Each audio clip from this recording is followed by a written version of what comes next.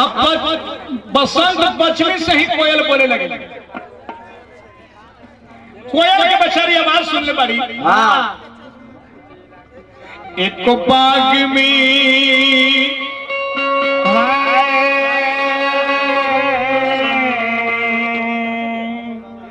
कोयल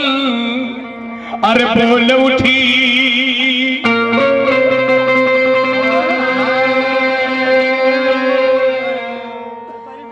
तहार भात आ रही ले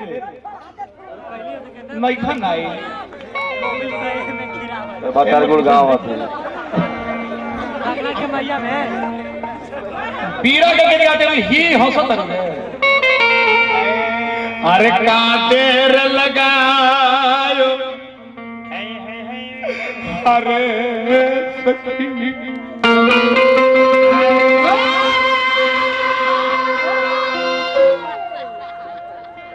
कुछ तो पानी ऐसा लगाते लगे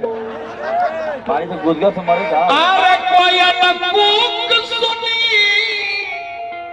भूख उठे ही हमें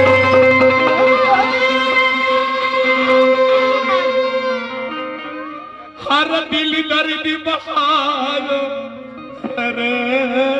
सखी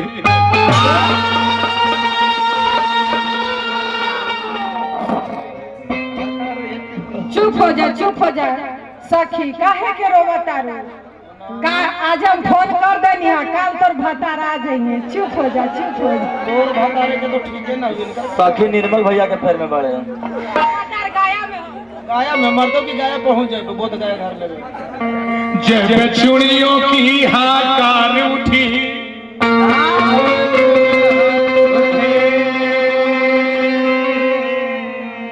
मैं चीहू की उठी बेकरार उठी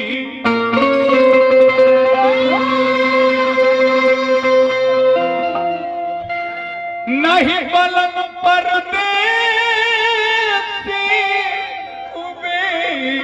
दर्दा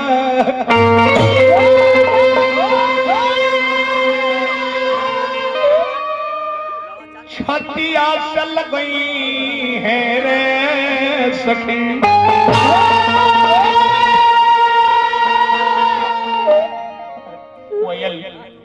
कोयल बोले लग कोई लरियो ताना मारे लगे।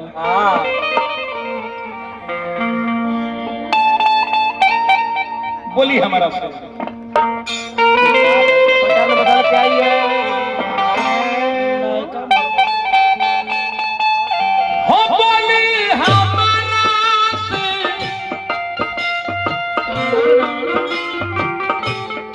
ये बोली हमारा से बोले कोई लरिया न अइले पिया होलिया में हो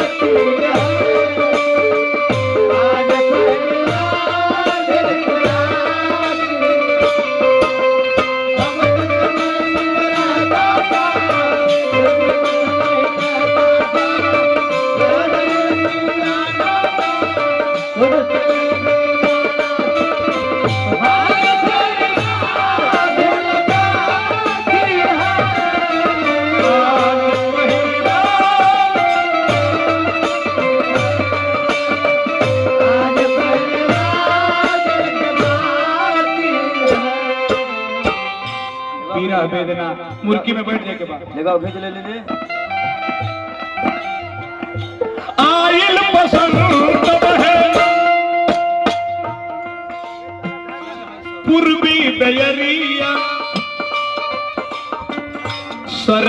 सरकी जाला मलमल के सरिया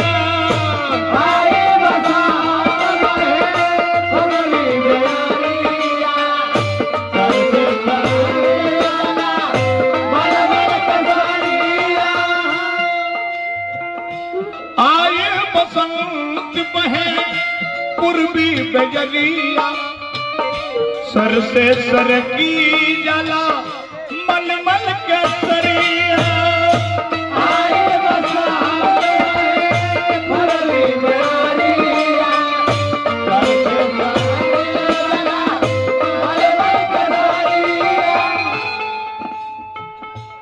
हो तोरा झागरा हो तोरा झागरा जो बनवा से चोलिया न अइले पिया बोलिया में हो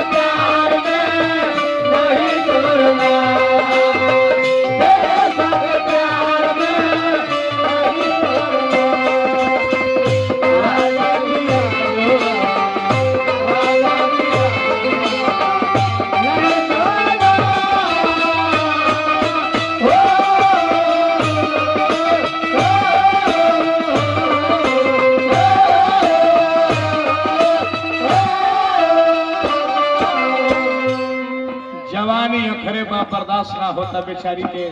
जुआर जोतले बा फगुनाहटा में भकार देखो अधर जवानी जोरे सुतिला निखरा आइल फगुनवा जवानी के पहरा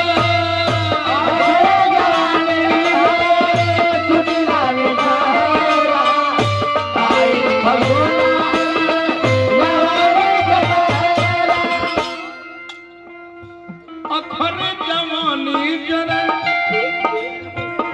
सुतिला निखरा आइल फगुनवा जवानी का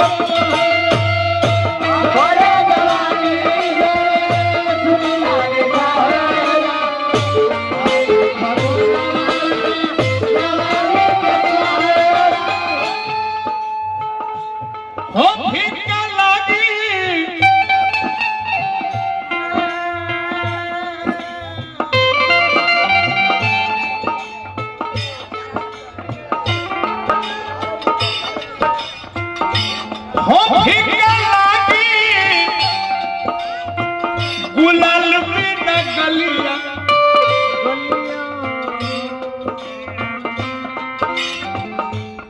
लागी गुलाल भी न गलिया न अइले अरे होलिया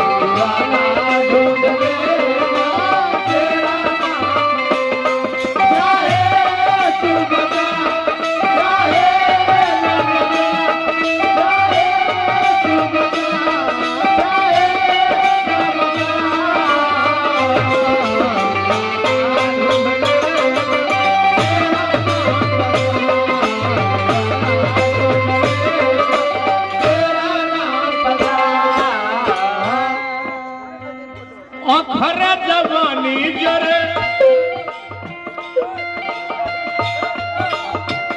सुतिला निखरा आई फगुनवा जवानी के पहरा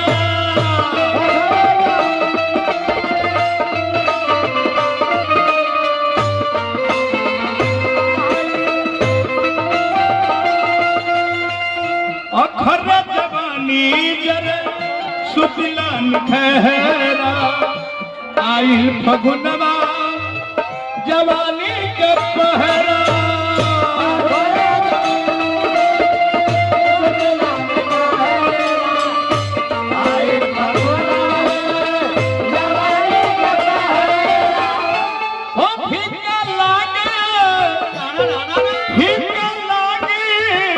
गुलाल भी न गलिया